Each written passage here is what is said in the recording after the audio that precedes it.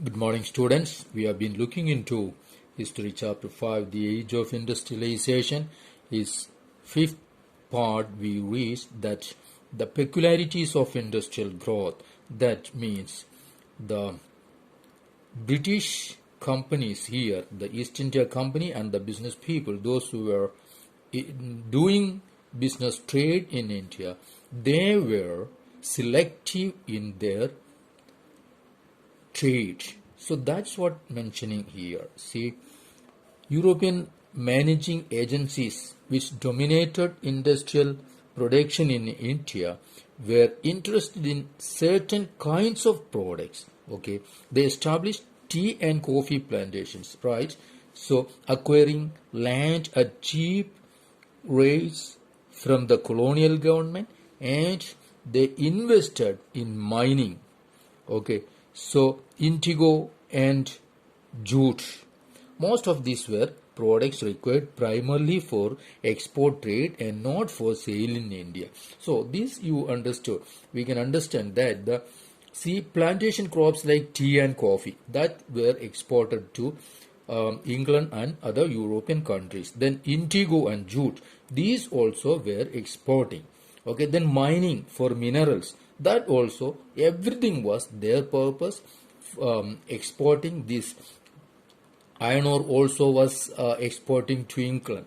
Okay, so it was they never invested in other cultivations like food grains and all.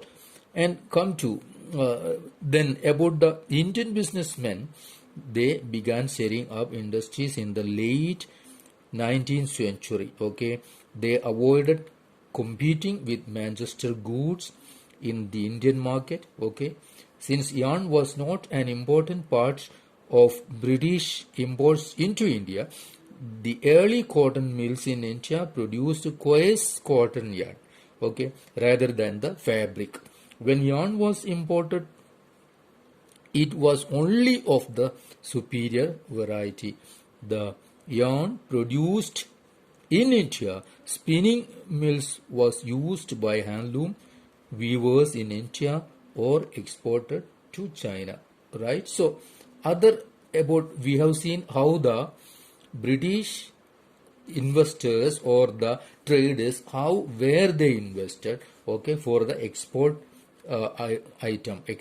items. And when come to Indian business people, they invested or they did business, avoiding a competition between or against the Manchester goods. Okay, so they produced coarse cotton, not the fine cotton. Okay, and the fabric thread yarn was coming from England, that was fine fabric. Okay, so the Indian mills, they were producing coarse cotton. Okay, now about the first decade of 20th century, a series of changes affected the pattern of industrialization. Now other changes came in industrialization as the Swadeshi movement gathered momentum. We know that in 20th century the nationalist movements came into being, then into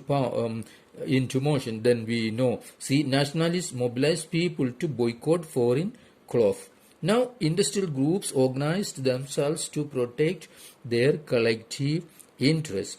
Pressurizing the government to increase tariff protection and grant other concessions. Now, these companies know when they were pressurizing the government to get tariff and other concession, because the Indian market people were not buying, they started boycotting the foreign goods.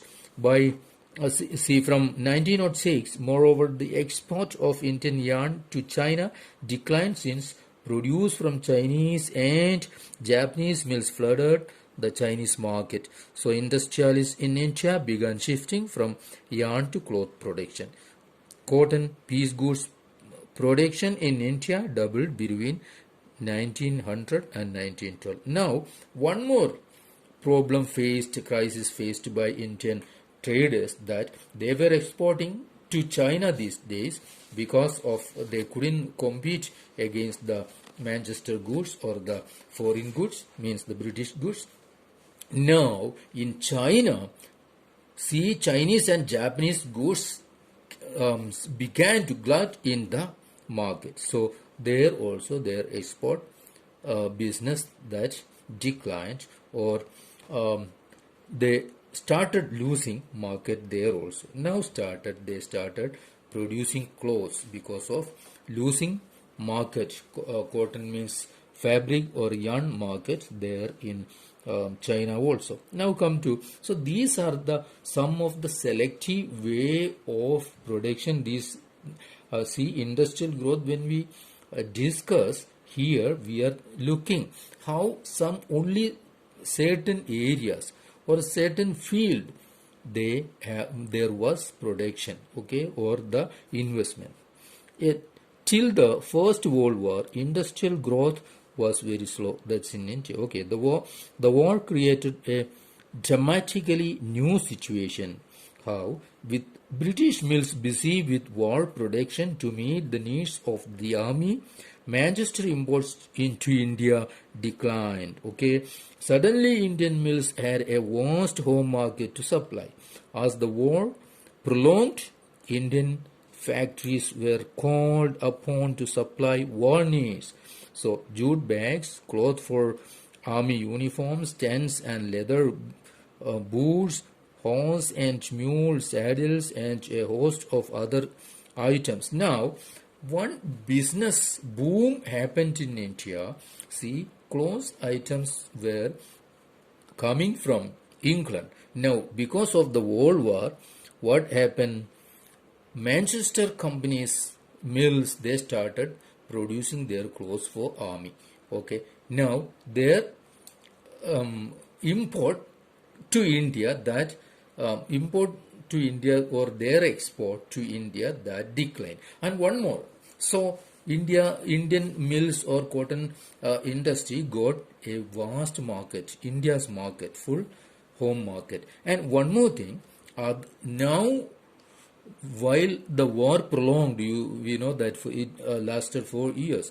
So Indian companies also were asked to produce things for army's purposes. So many, not just clothes, leather items and other jute items, all these items were needed. So Indian industry developed or advanced this period. Okay. Now, this was a help. Now, after the war, Manchester could never recapture its old position in the Indian market.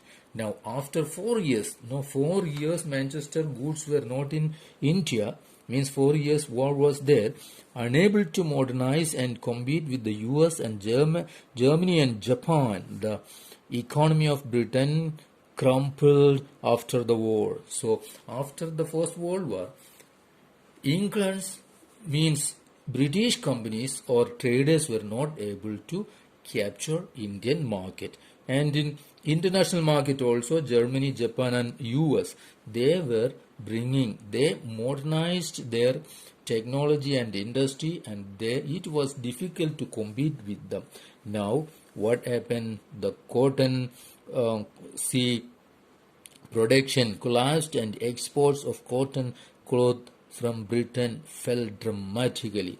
So England's or within the colonies, local industries gradually consolidated their position, substituting foreign manufacturers and capturing the home market. So all this happened. So it was very difficult for the British companies to recapture Indian market. So that was the thing. Now we'll see what next. Small scale industries predominate. Okay, so that is in India. Small scale industry, large industries were not that much, but small scale industries, like see factories. While factory industries grew steadily after the war, large industry formed a small segment of economy. Okay, very small segment. Most of them, about 67% in 1911, were located in Bengal and Bombay. So large scale industry were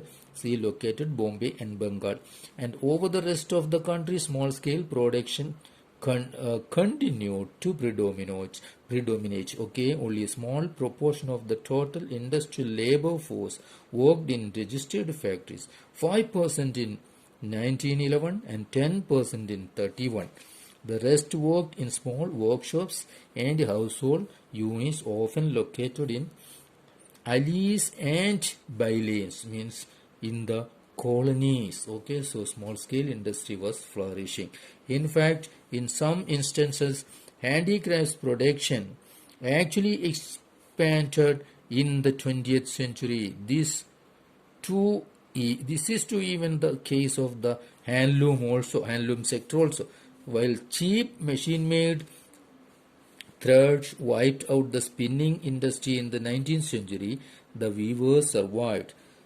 Despite problems, okay, weavers still survived. Okay, when come to 20th century, handloom cloth production expanded steadily, almost tripling between 1900 and 1940. This time, see, the nationalist movement got more position or more space in our country. That's why it got this industry, handloom industry, could progress. Now, this is partly because of technological changes. Why this happened? Handicrafts people adopt new technology. Okay, now handicrafts items, new technology came in that field also. Okay, they improve production without excessively pushing up costs. So by the second decade of the 20th century, we find weavers using looms with a fly shuttle. That means looms. Now the technology helped them. This increased productivity per worker, speeded up production, and reduced labor demand. Now, labor demand was declined, but production increased. By 1941, over 35% of handlooms in India were fitted with fly shuttles. Okay, machine used. They used machines in the looms, and instead of hand looms, they started using fly shuttle or the machine item. Okay. Now, in regions like Travancore, Madras, Mysore, Cochin, Bengal, the proportion was 70 to 80%. Okay, means the usage of the fly shuttle or the machines. Okay, now there were several other small innovations that helped weavers improve their productivity. Okay, so this sector improved, weavers improved because of the technology.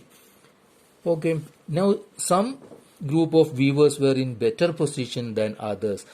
It's often happened. Okay, competition with mill industries among weavers. Some produced coarse cloth. Okay, which others wove finer varieties. Okay, the coarser cloth was bought by the poor, and its demand fluctuated violently. Okay, because they may be using or buying that much. Okay, so but rich could buy this, means the finer clothes. For example, see, famines did not affect when famine came, the poor people could not buy, but the rich people, they have income in the famine also. And like see, Benares clothes like Banarasi or the Baluchari saris, no, these are only could buy by the rich people. So the craft people who continued to expand production through 20th century, okay, did not necessarily prosper. Some couldn't prosper. So these were the the small scale industries. So small scale industries could predominate in India because of lack of the large-scale industries expansion.